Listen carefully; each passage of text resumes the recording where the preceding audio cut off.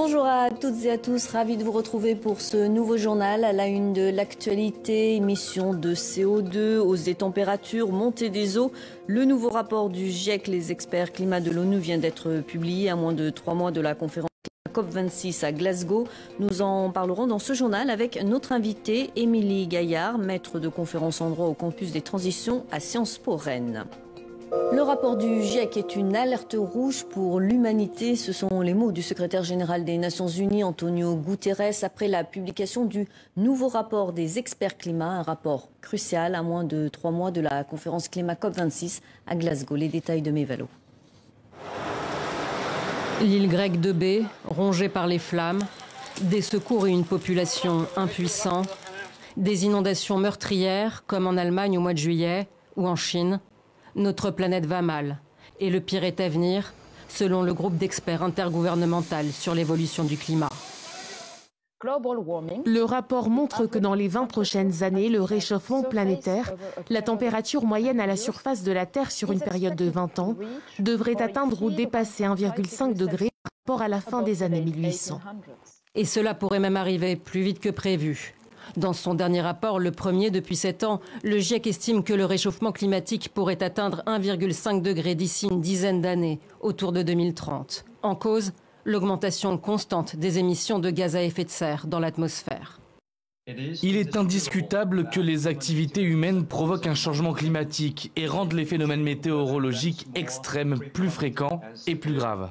La moyenne annuelle de l'épaisseur de la glace arctique a atteint son plus bas niveau depuis au moins la fin du 19e siècle. Le niveau de la mer a augmenté de 20 cm entre 1901 et 2018. Le rythme s'est accéléré et la hausse pourrait atteindre les 50 cm d'ici 2100.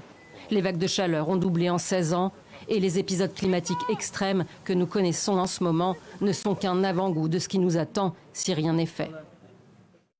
L'action doit être menée par les gouvernements. Le G20, qui regroupe les plus grands pays du monde, s'est engagé à réduire de moitié les émissions d'ici 2030.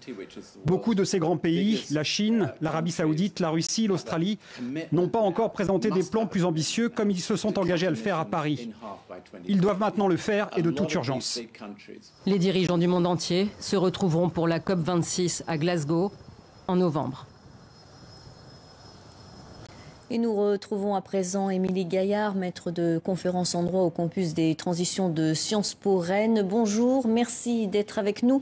Le GIEC a donné un coup de semonce climatique, on l'a entendu dans le sujet, avec des annonces très alarmistes. Est-ce que vous vous y attendiez ? Bonjour. Oui, tout à fait. À vrai dire, c'est le 6e rapport. Cela fait 30 ans que ces signaux alarmistes et alarmants sont donnés. Il y a une accélération en vérité. Même les scientifiques eux-mêmes le disent par rapport à le rythme effréné de la fonte de la calotte glaciaire. Ils sont quelque peu même dépassés par ces phénomènes de synergie et d'accélération. Donc non, nous ne sommes pas étonnés en soi des conclusions. On appelle depuis plusieurs années pour personnellement reconnaître un droit des générations futures, précisément parce que le rôle de nos sociétés est de prendre en main ces grands défis de civilisation. Le niveau des océans s'accélère, il va continuer à augmenter et c'est la première fois que les experts du GIEC les prennent en compte. Oui, alors sur les océans et j'ajouterai également les forêts, il y a une véritable éducation fondamentale de l'humanité. C'est-à-dire qu'il faut prendre conscience qu'une bouffée d'oxygène que vous respirez sur 2 vient soit de l'océan, soit des forêts. Ça vous fait prendre aussi conscience de l'immense importance que nous avons aujourd'hui en tant que civilisation de protéger nos océans et nos forêts. Les océans étaient absents de la COP25 et on a tout juste pu les intégrer dans le préambule. Néanmoins, il y a de plus en plus de prise en considération de ce nouveau, ce qu'on appelle bien commun de l'humanité. Mais il faut une accélération, il faut une action maintenant véritablement juridique et ne plus se baser que sur des déclarations d'intention, car comme votre reportage l'a tout à fait bien montré, nous sommes en retard et nous n'avons pas le droit d'être en retard. Il est temps pour vous de réformer le contrat de civilisation. Expliquez-nous. Oui, je pense que véritablement, on va prendre conscience que hier, finalement, la paix n'était pas un défi si compliqué. Il s'agissait juste de s'entendre ensemble. Aujourd'hui, et quelque part, il y a un parallélisme assez étonnant avec les pandémies.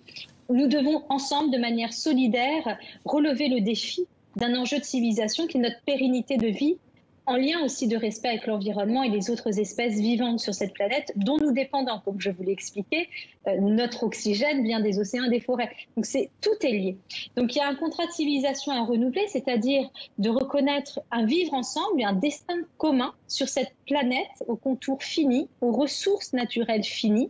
Et malheureusement, nous voyons à l'heure actuelle des incendies de forêt un peu partout pour lesquels les populations sont dépassées. Nous voyons bien également dans le rapport du GIEC qu'il va y avoir des augmentations du niveau des mers qui vont certainement poser question concernant les îles qui vont être englouties. Est-ce qu'on va avoir une survivance fictive de ces États engloutis? Est-ce qu'il y aura encore un siège à l'ONU?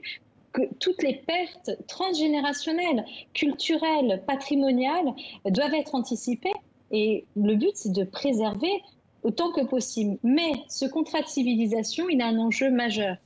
À l'inverse de la pandémie, qui est une urgence que nous vivons tous les jours, tous ensemble aujourd'hui, ces défis climatiques supposent une action très renforcée aujourd'hui, mais dont les effets seront différés dans le temps. Et c'est là toute la difficulté.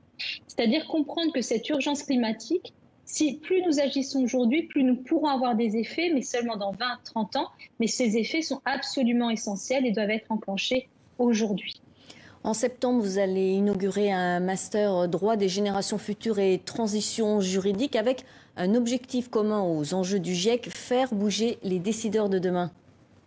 Oui, tout à fait. Donc, c'est au campus de transition de Caen, du campus de Sciences Po Rennes. J'ai une promotion de master d'étudiants de sciences politiques qui vont être formés au droit des générations futures, qui est un droit complexe au carrefour du droit des peuples autochtones, des droits de la nature, et aussi qui conduit à penser hors des cadres traditionnels du droit, qui est fait pour aujourd'hui et maintenant bien généralement. Là, il s'agit de former de futurs gouvernants à ce qu'est le droit des générations futures, justement, anticiper, avoir une culture scientifique pluridisciplinaire sur les grands enjeux existentiels de l'humanité.